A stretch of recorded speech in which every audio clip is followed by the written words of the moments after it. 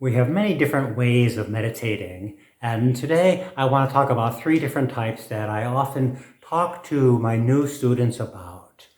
Very often when I first get a new student, we'll be talking on the phone, and I will ask them if they meditate. And very often they'll say, well, I don't meditate, but I do practice mindfulness all day long. And I'll admit I'm a little bit curious if that technique really works. I'll use a metaphor and compare it to chopping of vegetables.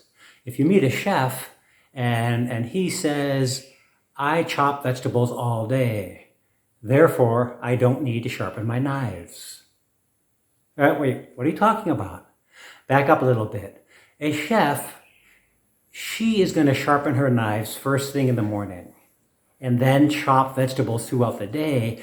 The knives are already sharp, so they are effective, and they chop the vegetables very nicely and smoothly throughout the day. Later in the day, the knives are sharpened once again, so that to do a continuous chopping of vegetables in the metaphor, or continuous mindfulness throughout the day, the mind first needs to be sharpened. First thing in the morning, first thing in the evening, or find a schedule that works well for you. But twice a day is very, very effective. It helps keep the mind sharp. Now, how do we know that this is more effective? Well, I made this observation when I'm talking to these students who talk about practicing mindfulness all day. They never mention any obstacles that they have. And they never have any questions about the practice. Why is that? Well, they're not meeting any obstacles because it's such a simple path to say, hey, I'm mindful all day. The truth is, if you are mindful all day, you see so much going on in the mind.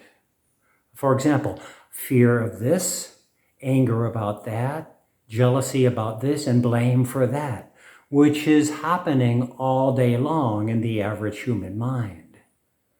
Very often people will make the deduction that, well, being mindful all day simply means when I'm drinking water, I know I'm drinking water. When I'm brushing my teeth, I know I'm brushing my teeth. Well, yes, that is true. You're aware of the bodily things going on, but to be aware of the more subtle mind, that when you're driving and something happens, you immediately see your mind's reaction. Or when a friend says something, or you see something in the news, you immediately see that your mind goes either to joy, or to fear, or to anger, or jealousy. Very often, very negative patterns of mind, which is why we're on the spiritual path, because we're trying to clean up some of those more negative, pessimistic types of thoughts.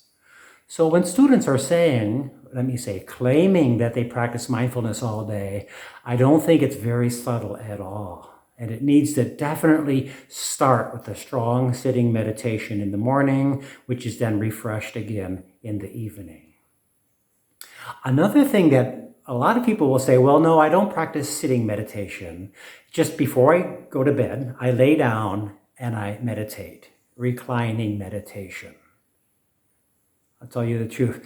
This type of meditation is 1,000 times more difficult to be effective or efficient because it's so relaxing. And when it's relaxing, it's kind of hard to put in the necessary effort that meditation requires. Now, these students, they haven't learned from a teacher, so they're just assuming that it's okay to practice that way. Again, they never ask any questions about their reclining meditation practice. They've never mentioned any obstacles because they're not meeting any obstacles because there's really not much effort involved. Reclining meditation for so many people simply means I lay down and relax, and then I call that meditation. Meditation requires effort. You need to try. And when you're trying, you're going to find difficulties. You're going to encounter obstacles. And you're going to start seeing things within the mind that are not so pretty. You may realize that I never knew that. I'm jealous of my neighbor. Or I never knew that. I have a fear of such and such. Or I didn't realize that in the car, I sit there and I blame my boss and mentally argue with my boss for 45 minutes on my commute to work. These are the kind of not so pretty things that we encounter when we're doing a proper meditation. And by proper, I don't mean to say you have to do it this way. I'm saying that sitting meditation is much more effective. It takes more effort. It will take you deeper and into more subtle levels of mind. And that will make you fine or detailed enough to recognize the shenanigans of the mind. Okay? Walking meditation is very good in a similar way. Standing meditation, very good in a similar way. If you do chakra meditations or yoga meditation, those are all good because they have something in common, is they really take effort.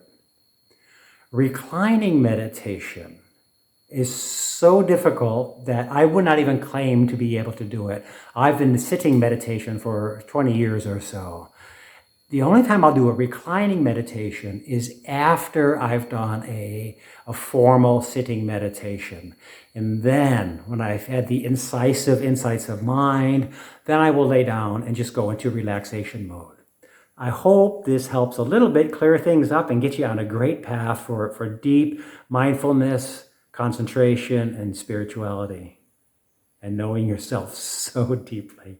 Yeah, best wishes to you. Bye-bye.